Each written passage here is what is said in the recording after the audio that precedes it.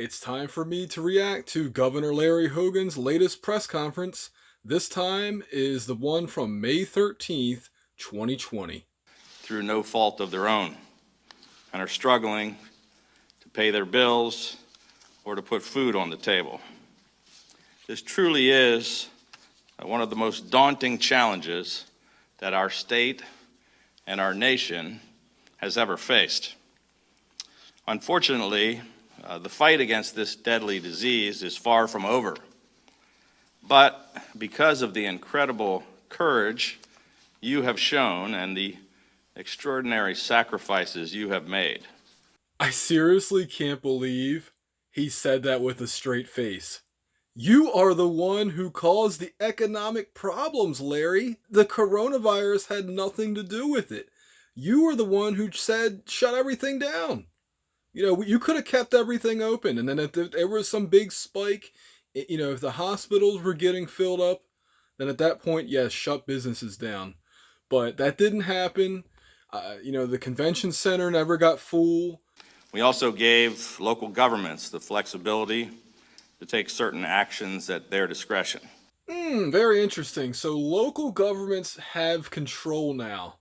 But later on, you said this. We are all in it together, and if we stay strong, Maryland strong, we will get through this together. So how can we be in this together when each county and city has power to do whatever they want? I just don't get it. Effective this Friday, May 15th at 5 p.m., we will be lifting the stay-at-home order, and we will be moving instead to a safer at-home public health advisory. One thing I haven't seen other people question is why 5 p.m.? Why is it that instead of saying, okay, 8 a.m., 9 a.m., no, it's 5 p.m. on a Friday? Why? Is it about control? Is there some special, reason that it has to be 5 p.m.? I seriously want to know. Religious leaders are strongly urged to do everything possible to keep their congregants safe, and particularly to protect the elderly and the vulnerable within their congregations. Oh, this one got me steamed up a little bit. He wants to talk about protecting the elderly. He is the one who failed to protect the elderly. If you all recall, the very first outbreak was in Washington State at a nursing home.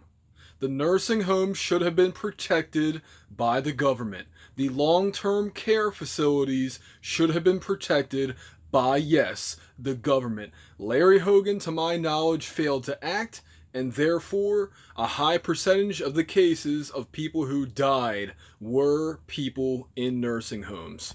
Reopening businesses are encouraged to take the Maryland Strong Back to Business pledge, which will help assure their customers and members of the public that they are adhering to best practices and strict safety guidelines in order to keep Marylanders safe. The Maryland Strong Pledge. Is that kind of like Larry's oath to the Constitution?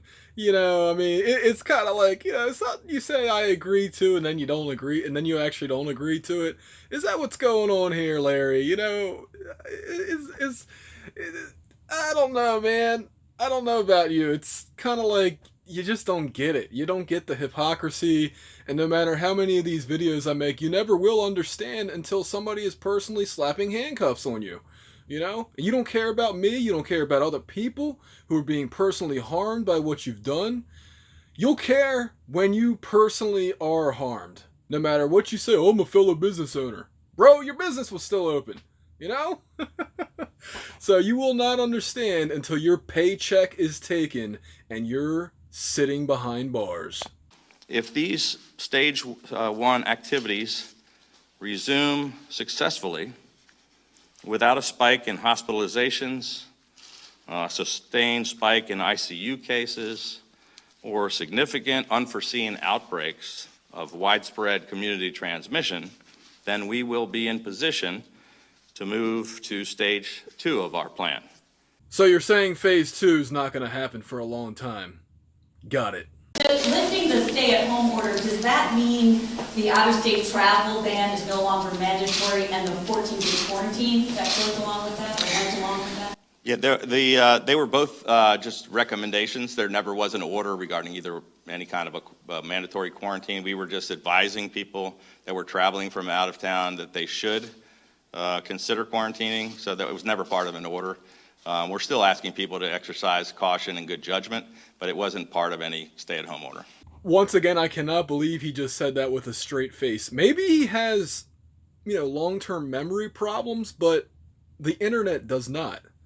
It was not a suggestion, Larry. It was mandatory and came with penalties. Yes, you were technically not supposed to leave your house unless it was for something essential, and you were not supposed to travel out of state. Those were not guidelines. Those were executive orders that you put in place, and it's still right there on your website. And by the way, if you ever try to change it, it's already been archived at archive.org. And it's being archived right here on this video. So if you try to modify it, as far as I'm concerned, that's trying to destroy evidence.